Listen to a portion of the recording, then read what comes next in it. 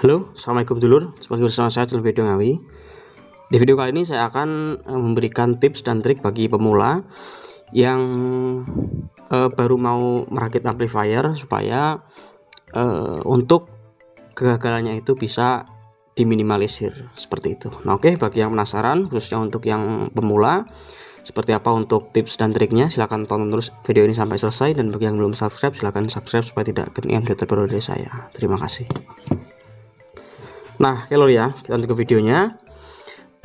Jadi di video ini saya akan menjawab juga pertanyaan dari dulur-dulur ya, karena masih banyak dulur-dulur yang masih pemula itu baru pemula tapi sudah ngerakit power amplifier gitu, mau ngerakit dan ternyata ada berbagai macam masalahnya ya, entah itu masalahnya nggak bunyi atau misalkan TR finalnya panas, terus suaranya serak dan lain sebagainya. Itu banyak sekali pertanyaan seperti itu.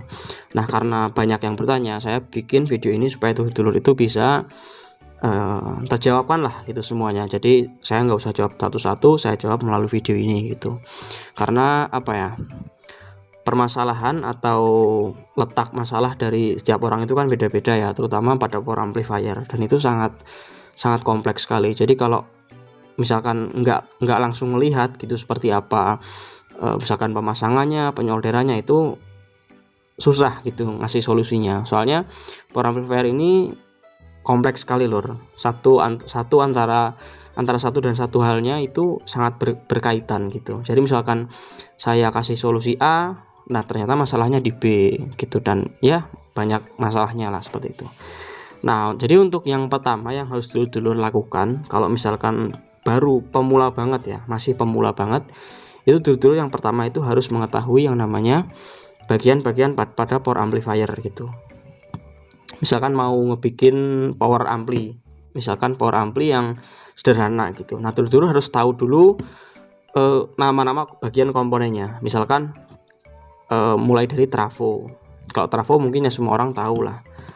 Terus PSU atau power supply. Nah, ini masih banyak yang belum tahu lor. Soalnya ya dari yang bertanya kepada saya ya melalui WhatsApp atau melalui komentar di YouTube, itu PSU itu apa dan power supply itu apa dan sebagainya, itu masih banyak yang bertanya seperti itu ya. Jadi yang namanya power supply itu adalah ya tegangan untuk mensuplai kit driver ini gitu, entah itu power supply itu SMPS ya, SMPS itu juga termasuk power supply, atau mungkin power supply itu elko, terus dioda, dan juga trafo. Trafo juga termasuk power supply ya, kalau sudah dijadikan satu, trafo, elko, dan dioda gitu. Karena kalau output dari trafo itu kan dia masih AC, sedangkan driver ini dia membutuhkan tegangan DC, maka dari itu dibutuhkan dioda penyearah dan juga elko ya, seperti itu. Jadi power supply itu dulu harus pahami.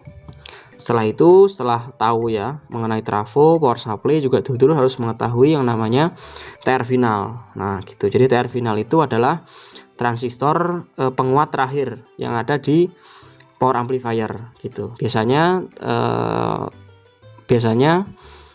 TR final itu dirakit atau kan dipasang ya yang ada resistor kapurnya seperti ini gitu. Nah, misalkan di driver ini ya, nah ini berarti ini R kapurnya di sini, berarti TR finalnya di sini. Ini juga sama. Nah, seperti itu. Ini TR final berarti di sekitar sini. Seperti itu.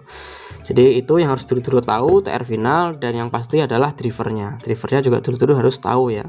Yang mana yang driver, yang mana yang TR final, itu harus tahu. Karena itu adalah bagian dasar dan bagian yang paling penting dalam power amplifier gitu. Jadi bagian yang pertama harus dulu lakukan adalah paham mengenai bagian-bagian dari power amplifier itu sendiri.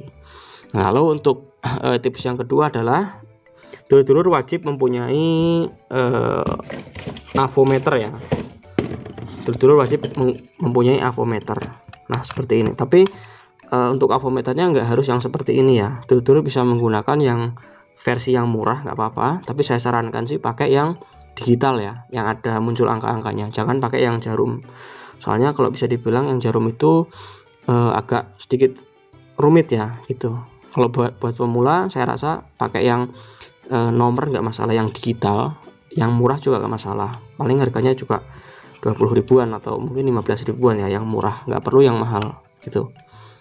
Karena untuk kita belajar, jadi ya pertama pakai yang murah dulu. Kenapa wajib punya avometer? Karena banyak dulur-dulur yang ngerakit power amplifier dan power amplifiernya itu bermasalah, lalu tanya ke saya suruh cek DCO, cek bias, cek tegangan, ternyata nggak punya avo. Nah itu salah lur. Dulur-dulur kalau mainan driver ya, mainan listrik lah, mainan driver seperti ini itu wajib punya avometer. Soalnya avometer ini dia membantu kita untuk bekerja lah, jadi kita bisa tahu permasalahan power kita itu. Kalau ada trouble itu dimana kita bisa tahu seperti itu.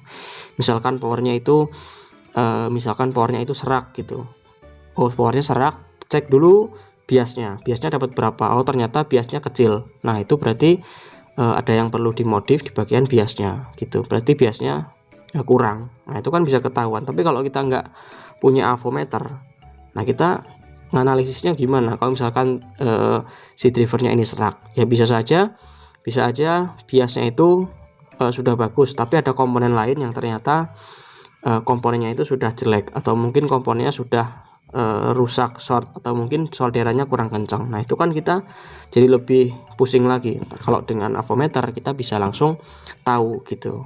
Sebenarnya fungsi avometer ini juga banyak lor, bisa juga untuk mengetahui tegangan yang konslet atau komponen yang rusak, itu juga tahu. Tapi kalau untuk pemula pakai yang fungsinya untuk mendeteksi tegangan itu nggak masalah, fungsi paling dasarnya itu. Yang penting kita tahu dulu tegangannya gitu. Soalnya di driver ini yang paling penting ya itu bias, DCO, dan tegangan, itu paling penting.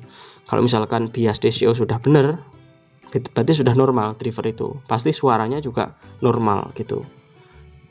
Dulur coba buktiin, misalkan drivernya sudah bias DCO sudah bagus, nggak perlu cek suara, itu pasti sudah suaranya pasti bening gitu. Tapi kalau drivernya ini ternyata biasnya kok selisih jauh, DCO nya tinggi, itu nggak perlu dicek suara, sudah pasti suaranya cacat gitu. Jadi sebelum kita ngecek suara itu sudah kita ketahuan kalau misalkan kita punya avometer gitu.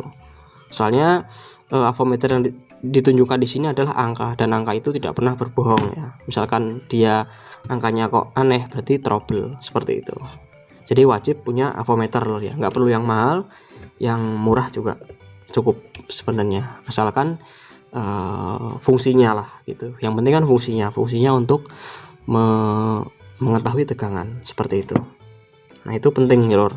Jadi sekali lagi wajib punya avometer yang digital. Lalu tahapan selanjutnya, dulur-dulur ini sudah paham mengenai jalur-jalur dari pengkoneksian ini ya, entah itu dari jalur plus, jalur min, jalur ground, dan juga jalur speaker, dan juga ada jalur input. Ini dulur-dulur harus tahu gitu. Jadi yang plus ini kemana larinya, terus yang min kemana larinya, yang yang outputnya ini larinya kemana, groundnya kemana, terus inputnya ini sambungan kemana. Nah itu dulur-dulur harus tahu, karena itu adalah bagian yang paling dasar dari merakit power amplifier. Jangan dulur-dulur itu nggak tahu ya, nggak tahu, wah ini ngambil jalur speaker ini yang mana, nggak tahu, misalkan terus ngambil jalur suaranya dari mana, nggak tahu, tiba-tiba ngerakit. Nah itu sesuatu yang sangat fatal gitu. Jadi walaupun masih pemula itu jangan langsung pengen ngerakit, tapi dulur-dulur pahami dulu, pelajarin. Ketika sudah tahu jalur-jalurnya yang mana, itu baru ngerakit. Jadi kalau misalkan dulur-dulur ada bingung di tengah jalan cari solusi, itu yang ngasih solusi itu lebih gampang memandunya gitu.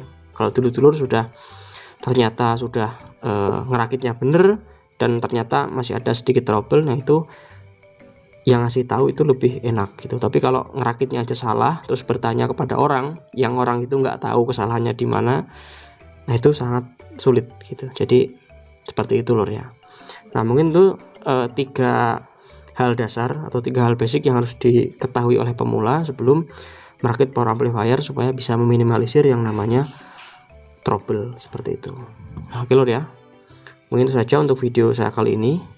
Semoga ada manfaatnya. Kita akan sambung di video-video selanjutnya. Terima kasih.